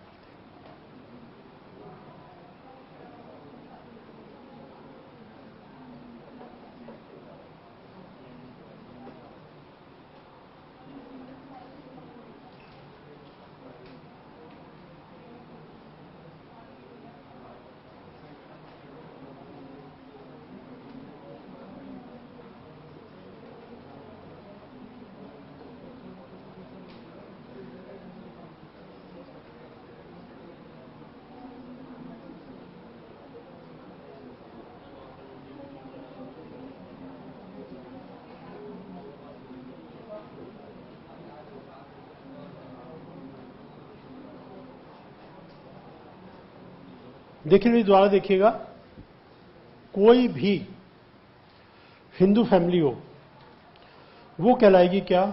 Hindu undivided family. Hindu law कह रहा है इसका जो सीनियर मोस्ट मेल मेंबर है वो इसका करता है, और वो कर्ता इसको मैनेज करेगा, और कर्ता को अपने पेरेंट्स से जो कुछ भी मिलेगा वो पूरी फैमिली का कहलाएगा। मान लो एचएफ के कर्ता ने कहा मुझे मेरे पेरेंट्स से 50 लाख रुपया मिला है, मैं अकेला मालिक हूं, मैं नहीं देता किसी को, तो सारे मेंबर इनको कोर्ट में ले जा सकते हैं और कोर्ट सबको हिस्सा दिलवा देगी कि जी हिंदू लॉ में लिखा हुआ है, देते कैसे नहीं, बराबर का हिस्सा इनका। अब उसमें पहले क्या था कि डॉटर्स का शेयर नहीं था, अनमैरिड जो डॉटर्स है उनका शेयर नहीं था। पुराना ट्रेडिशन ये था कि भाई जब इनकी मैरिज होगी तो मैरिज के टाइम पे एक रफ कैलकुलेशन के कितना हिस्सा बनता है वो इनको डॉरी में दे दिया जाएगा। अब डॉरी की जो कहानी है उसके पीछे कुछ लॉजिक था, वो लॉजिक ये था, लॉजिक ये नहीं था कि जी लड़के वाले पैसे मांग रहे हैं, लड़के वाले मांगने की बात नहीं, वो तो उसका राइट है, अपना हिस्सा वो छोड़ के कैसे चली जाएगी। तो बेसिकली उसका हिस्सा दिया जाता था, सामने वाला डिमांड करे ना करे, या तो भाई बराबर का हिस्सा रखो, अगर आपने हिस्सा रखा ही नहीं है तो किसी ना किसी मैनर में तो हिस्सा दोगे ना। तो रफली जो पेरेंट्स देते थे वो ले लेती थी, भाई चलो ठीक है जो मिल गया, बनता तो 1 करोड़ था, 50 लाख मिल गया, ठीक है। अब गवर्नमेंट ने कर दिया नहीं, अब उनका शेयर है, they can at the time of marriage they can demand their share और subsequently they can demand their share, बिल्कुल एग्जैक्ट कैलकुलेशन होगी, हिस्सा दिया जाएगा। फिर एक सिस्टम ये कर दिया, वो तो पहले भी था, अब मैरिज होके दूसरी फैमिली में चले गए, दूसरी फैमिली की जो कॉमन प्रॉपर्टी है उसमें इनका हिस्सा पहले भी था और आज भी है। तो पहले ये था भी इसमें हिस्सा नहीं है, मैरिज पे रफली दे देंगे, जिस फैमिली में जाओगे उसमें ऑटोमेटिकली तुम मेंबर बनोगे, ऑटोमेटिकली तुम्हारा हिस्सा है। अब गवर्नमेंट ने क्या कर दिया, इसमें भी हिस्सा है और उसमें भी हिस्सा है, इधर से ले जाओ और उधर डिमांड कर लो। इधर से जो हिस्सा लेके जाओगे वो कहलाएगा स्त्री धन, और स्त्री धन को कोई छेड़ नहीं सकता, हाथ नहीं लगा सकता स्त्री धन को, एब्सोल्युटली उस लेडी को हैंड ओवर करना पड़ेगा। स्त्री धन को कोई भी इन लॉज या कोई भी पर्सन उससे नहीं ले सकता, एब्सोल्यूट प्रॉपर्टी है उस लेडी की, ये लॉ है। अब आ जाओ प्रैक्टिकल। प्रैक्टिकल में कौन सी ऐसी लड़की है जो पेरेंट्स को ये कहेगी जी बताओ एचएफ की टोटल प्रॉपर्टी कितनी है, मेरा हिस्सा बताओ कितना बनता है, कोई नहीं कहेगी। और जो कुछ मिला है वो घर जाने से पहले पहले इन लॉज सबसे पहले कब्जा कर लेंगे, ला बेटा क्या क्या लेके आए हो। She will not be knowing the concept of स्त्री धन, और नो भी कर रहे तो क्या होगा, अगर शी इज नोइंग इट और उसने कह दिया ये तो मेरा है, पहले दिन ही झगड़ा हो जाएगा, डाइवोर्स का केस चल पड़ेगा। इतनी हिम्मत इसकी आज ही आई है और हमें सिखा रही है कानून। प्रैक्टिकली नहीं है, बिल्कुल नहीं है, कुछ नहीं मिलता। और एज पर लॉ डबल है, इधर भी है उधर भी है, उसे डबल तो कर दिया तुम्हारा, मिला कुछ नहीं। अब इधर की बात कर लो अपनी परिवार की। मान लो किसी लड़की ने हिम्मत करके कह दिया कि भाई मेरा हिस्सा दे दो, तो सबसे पहले कौन बोलेगा, ब्रदर, भाई बोलेंगे तुझे पैसे चाहिए ना, ये पकड़ पैसा, मर गए तेरे भाई आज से, हम नहीं है तेरे लिए, समझ लेना तेरा भाई नहीं आज से, तेरे को पैसे चाहिए ना, ले पकड़। फिर वो क्या कहेगी, भाई नहीं पैसा नहीं चाहिए, मुझे तो भाई चाहिए, बताओ कहां से मिलेगा। पहली बात तो उसकी हिम्मत दे, और कह के देख लो। भाई कहेगा सब कुछ यहां है, सब कुछ ले लेना, उसने कहा दे दे तो फिर तू जा, मिलता कहीं से कुछ नहीं। आप अल्टीमेटली आप अपने घरों में भी मैरिज होती है, आप चेक करके देख लेना, किसी लड़के की ये हिम्मत नहीं, चाहे वो चार्ट अकाउंटेंट बन जाए, चाहे एडवोकेट बन जाए, घर में वो वही है, जो आज है वो वही है, घर में वो कुछ नहीं बोलेगी। बोला तो भाई अलग बोलेगा, फादर हमें हमें लाएंगे, बताओ इसलिए चार्ट अकाउंटेंट बनाया इसको, कैसी कैसी बातें कर रही है। मदर कहेगी हैं ये ऐसे बोल रही है, और 15 रिश्तेदार बुलाएंगे, सारे रिश्तेदार मिलकर के वो कहेंगे भैया सब तुम संभाल लो, और इधर जो आए इन लॉज को तुम संभाल लो, मैं तो ऐसे ठीक हूं। एनीवे मतलब ये जो लॉ है वो ये है। अब आप एक बार रीड करके देख लो, डाउट पूछ लो।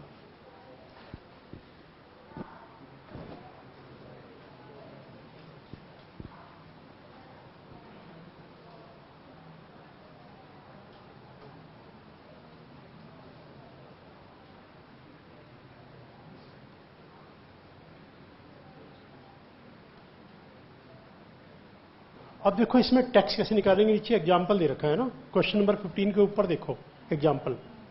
हमारा एग्जाम में क्वेश्चन बस इतना ही आएगा, XYHF has income business person 20 lakh, करता मिस्टर एक्स है इंडिविजुअल इनकम 12 लाख, HUF की 20 है, 12 लाख करता की इंडिविजुअल है, वो टैक्स अलग निकलेगा, रिटर्न अलग जाएगी। In this case tax HUF और करता की दोनों की इनकम निकालनी है, टैक्स निकालना है। लेट्स सी HUF का 20 लाख पे स्लैब रेट पे टैक्स निकालो, इनकम स्लैब रेट पे निकलेगी, और स्लैब सरचार्ज इसमें है ही नहीं 20 लाख तक, तो 4% का HCC, फिर कर्ता की निकलेगी अपनी, वो टैक्स अलग निकलेगा। अब इसमें एक पॉइंट ये आता है कि मान लो कर्ता की एज है 65 ईयर्स, कर्ता की एज, और HUF की इनकम है 10 लाख, तो इस पे स्लैब कौन सा लगेगा? इस पे स्लैब 2.5 लाख का ही लगेगा, क्योंकि कर्ता की एज है, HUF की एज नहीं है। तो जिसका टैक्स निकालेंगे उसकी एज देखेंगे, HUF की एज कैसे देखेंगे? फैमिली की एज थोड़ा होती है। इसलिए HUF की इनकम पर कभी भी 3 लाख का 5 लाख का स्लैब नहीं लगाना। और जब कर्ता की इंडिविजुअल इनकम निकालेंगे तब एज चेक कर लेंगे, सीनियर है, वेरी सीनियर, उसके हिसाब से जाएगा। जो रिबेट है वो इंडिविजुअल को अलाउड है, HUF को अलाउड नहीं है। मान लीजिएगा इस HUF की टोटल इनकम है 5 लाख, तो क्या HUF को रिबेट मिलेगा? बिल्कुल नहीं। और जो कर्ता है इसकी इंडिविजुअल इनकम है 5 लाख, क्या इसको रिबेट मिलेगा? यस। रिबेट सिर्फ इंडिविजुअल को मिलता है, न HUF को, न कंपनी को, न फर्म को। ये ध्यान रखना, रिबेट किसी को नहीं देना, only individual, and that too resident, not non resident. अब रीड करके देखिए।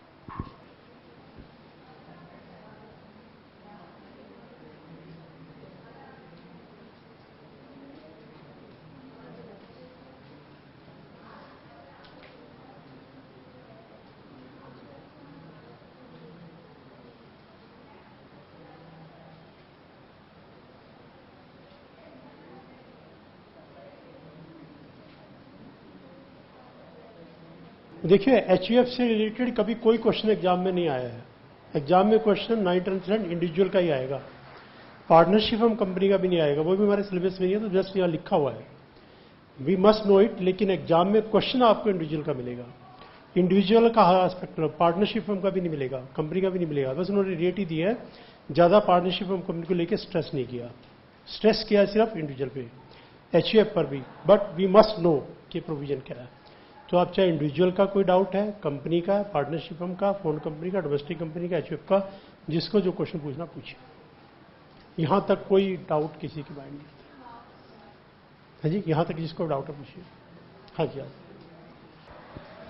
सर जो टोटल इनकम मिलेगी उसके अंदर HUF और इंडिविजुअल दोनों की ऐड करके करना है?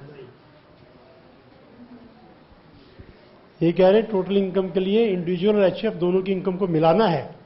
क्या मिलाना है? बिल्कुल नहीं। देखो, इलस्ट्रेशन हमने किया, एग्जाम्पल हमने किया, क्या हमने मिलाया है? बिल्कुल नहीं। वो अलग पर्सन है, वो अलग पर्सन है। क्या 2 स्टूडेंट मिलकर के एग्जाम दे सकते हैं ICI का? इस तरह इनकम टैक्स में 2 नहीं मिल सकते। तो 2 के ग्रुप बना लो, ये दोनों मिलकर देंगे, जितने मार्क्स आएंगे हम दोनों के उतने ही समझे जाए। तो वो नहीं, इंडिविजुअल का अलग, HUF का अलग, दोनों सेपरेट एंटिटी मानी गई है। अपना अपना टैक्स अपना अपना पे करना। जिसके जितने मेंबर है, हर मेंबर अपनी अपनी इनकम पे अलग कैलकुलेट करेगा, और HUF की टोटल इनकम पर एक बार कैलकुलेट होगा। ठीक है, और देखिए डाउट्स, इतने पार्ट तक किसी को डाउट है पूछिए। सर, ये जो प्रैक्टिकल क्वेश्चंस, इसके मार्क्स कितने रहेंगे पेपर में, लाइक कितने की वेटेज? ये कह रहे इसके मार्क्स कितने रहेंगे क्वेश्चन में? ये तो पेपर सेटर पे है, वो 1 नंबर का पूछ ले कि 2 नंबर का पूछ ले, ज्यादा बड़ा है तो 3 नंबर का, वो और बड़ा 4 नंबर का। वो तो पेपर सेटर के ऊपर है, अंदाजा देखेंगे कितना है। ये तो 1 नंबर से ज्यादा का तो कोई मटेरियल इसमें लग नहीं रहा। बाकी वो कहते 2 नंबर कर दे, 2 नंबर। बाकी MCQ में पूछ ले, हो सकता है MCQ में पूछ ले। ठीक है, और डाउट देखिए यहां तक, आ जाओ।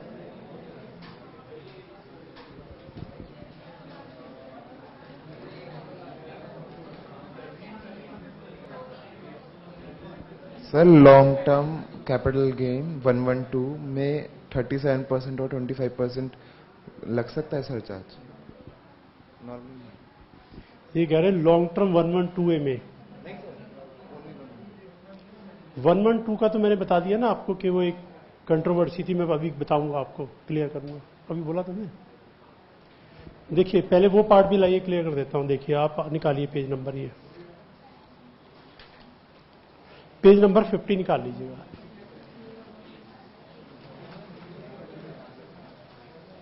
पेज नंबर 50 पर सरचार्ज 25% और 37% शैल never be applicable on short term capital gain, long term capital gain 112A। इसके साथ में ब्रैकेट में कर दो इंक्लूडिंग लॉन्ग टर्म 112। 112A के साथ कर दो इंक्लूडिंग, यहां लिख देता हूं मैं, इंक्लूडिंग लॉन्ग टर्म 112।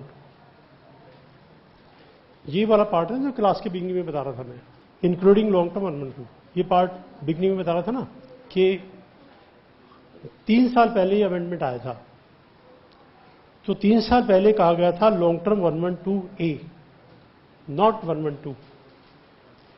और अब की बार बजट में कहा गया long term capital gain section नहीं था। तो किसी ने कहा अंडरस्टूड है 112A, किसी ने कहा नहीं खाली लॉन्ग टर्म का, तो दोनों है। तो वो एक्ट बनने के बाद क्लियर हो गया कि उन्होंने अब की बार इसको भी ऐड कर दिया है। वो क्लियर नहीं था, क्लियर हो गया। इसके ऊपर भी 2537 नहीं लगाना, और यही मैंने इसमें एडिशन करवा दिया कि जहां लिखा था ना लॉन्ग टर्म 112A, साथ में क्या कर दिया इंक्लूडिंग लॉन्ग टर्म 112, मतलब चाहे वो वाला लॉन्ग टर्म हो चाहे ये वाला लॉन्ग टर्म हो। ठीक है, तो ये पार्ट क्लियर अब हो गया है। एक्ट के अंदर उन्होंने दोनों लॉन्ग टर्म अलग अलग करके लिख दिया है। ये लिख दिया long term 112 and long term 112A, उसको बिल्कुल क्लियर कर दिया, रिपीट कर दिया, 2 बार लॉन्ग टर्म लिख दिया, एक बार 112 के साथ लिख दिया और एक बार 112A के साथ लिख दिया। यानी अब लॉन्ग टर्म दोनों ही इंक्लूड हो गए हैं। 2537 इन पे नहीं लगेगा, यानी 4 इनकम के ऊपर नहीं लगेगा। कौन कौन से? एक लॉन्ग टर्म 112, एक लॉन्ग टर्म 112A, एक शॉर्ट टर्म 111A और एक डिविडेंड इनकम, चारों का डाल दिया। ठीक है, ये पार्ट तो था, मैं क्लास के बिगिनिंग में क्या रहा था, मैं अभी करवा दूंगा करेक्शन। और डाउट है जिसको देख लीजिएगा। इसी तरह से जो HUF का भी मैंने रीड करवाया, सेम करेक्शन उसमें भी आ जाएगा। देखो HUF वाले में भी ना वो सेम करेक्शन यहां भी आ जाएगा। मैं वहां भी दोबारा करवा देता हूं, पेज नंबर 65 पे आइएगा, इस पे भी सेम करेक्शन कर लेना। देखो जो बीच में पार्ट लिखा ना सरचार्ज, पेज 65 पर सेंटर में है ना sentence, surcharge 2537 shall be applicable only if total income excluding short term capital gain under 111A, long term capital 112A, इसके साथ में ऐड कर दो एंड लॉन्ग टर्म 112, वो इसमें ऐड कर लो, and long term 112 and dividend income. ठीक है, आगे भी जहां कहीं आएगा तो बीच में इसको ऐड कर लो। और डाउट देखिए यहाँ तक, इतने पार्ट तक किसको डाउट, HUF में किसी को डाउट हो, कुछ और डाउट हो। Okay, thank you.